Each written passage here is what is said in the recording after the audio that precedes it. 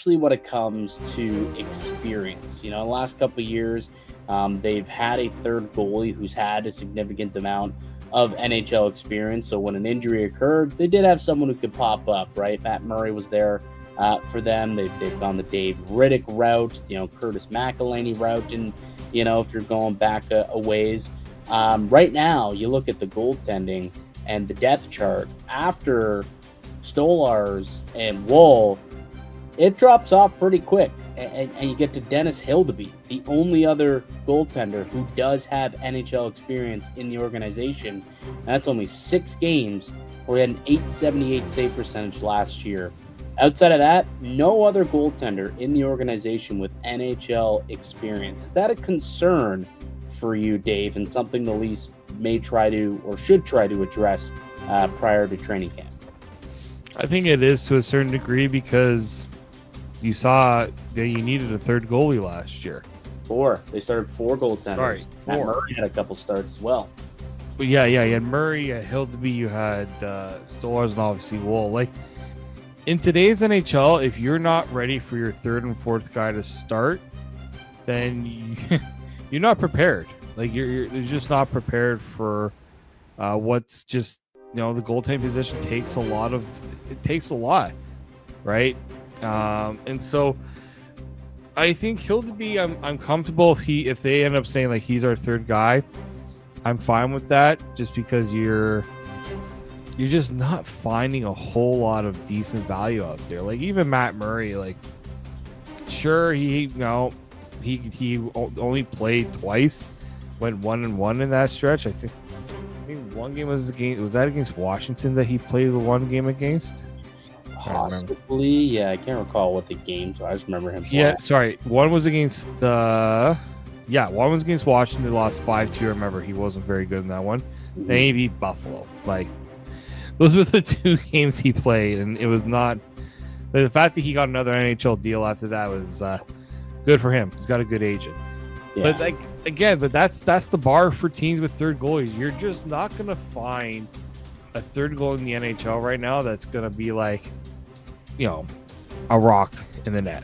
It's just not happening. But you're looking for somebody that, if you're down 2 goalies, you're going to have somebody that can step in and play NHL games for you. Like, yeah, in a pinch, right? A guy in a pinch who can come up and who can play some games for you.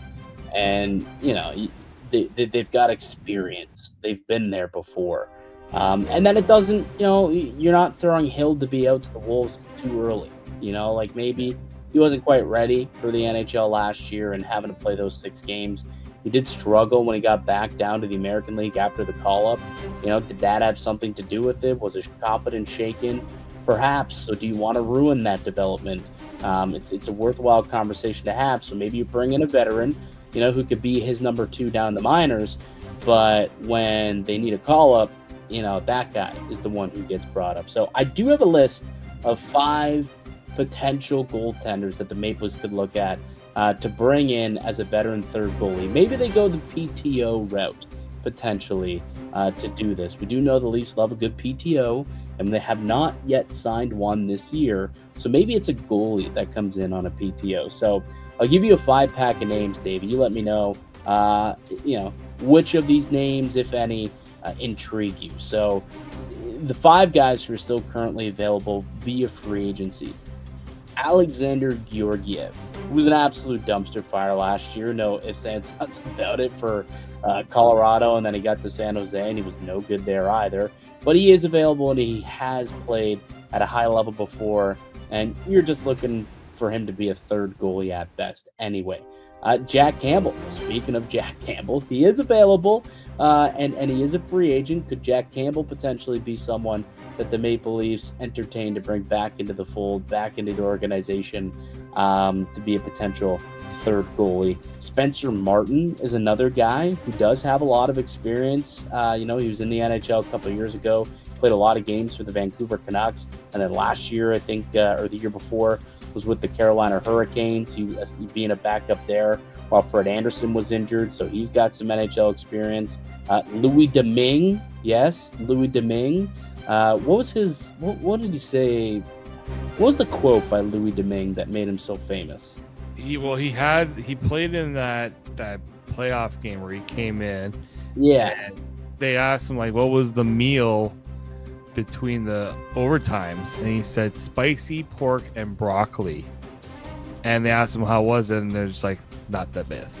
And like, yes, what made it funny is Louis the Domingue is French, right?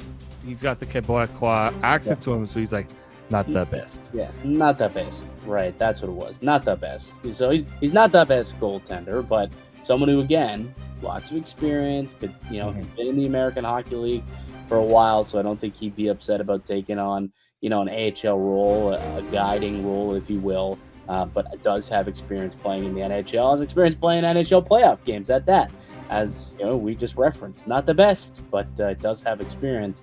But here's one for you. What about a reunion with old Jimmy Reimer? James Reimer still available. I think he's like 35, 36 years old at this point. 37. 37-year-old James Reimer. Do you bring him back into the fold to potentially be this team's veteran third goalie? I know that there's a lot of segment of this fan base. Steve Dangle, I'm sure, would definitely approve of that one, bringing Reimer back into the fold. So that's the 5-pack of current free agent goaltenders that I took a peek at and thought might make some sense for the Leafs as a PTO or as a third goaltender. Any of those ones kind of stick out to you, and anyone you think would make sense? Well, I mean, the vibes would tell me Reimer, just because I met the guy, got his signed hat. He had a sick logo on a hat, but he wouldn't be my top choice. It would probably be Georgiev, because this is like, I know he had a really bad year. He saw himself get shipped away from Colorado, but the Colorado wasn't great. Dave. But he went to San Jose. He was even worse. He had an 874 save percentage and 338. Who's doing well in San Jose? Like, let's be honest. But like, he was brutal for Colorado too. Like, he's just terrible. Like, he legitimately could not enter a game without giving up 5 goals. It felt like. Yeah, I mean, but San Jose is just so bad. Like, it's hard to always like blame it all on the goalie. Now, we're talking about the third goalie here. It's just like Reimer at least played some games last year, and it was for Buffalo, and Buffalo was not very good. I believe he had like half decent numbers though, if I'm not mistaken. He had a 901 save percentage, 290 goals against. Like, in Buffalo. I mean, you think San Jose? If James Reimer is willing to come back to Toronto, and they sign him tomorrow, like to a PTO, I'd be fine with it. I just thought Georgiev has a little more experience, but I mean, experience what?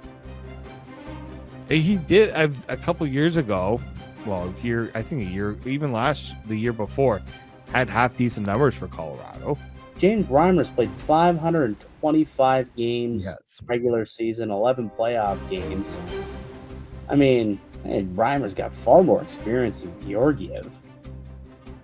I'm just talking more like recent experience, but like, again, like, maybe I'm just kind of overthinking the Detroit part of it and the San Jose part of it, which I feel like if I'm going to give Georgiev a little bit of a break, I should give Reimer the same break. Yeah, sign me up for James. I'll take the James Reimer experience 2.0. I was upset the way that the first experience went, because I thought he got the raw end of the deal. Well, yeah, he got traded to San Jose, right? I mean, the team was junk. Well, yeah, the team was terrible. Like, in that Leafs, he got traded from the Leafs because he was actually half decent, and he needed him to not be good. You're stopping too many pucks here, James. They're trying to 918 save percentage to 249 goals against average for a team that was actively trying to tank for Austin Matthews. Now, granted, it was probably the right decision to trade him because they got Austin Matthews in that.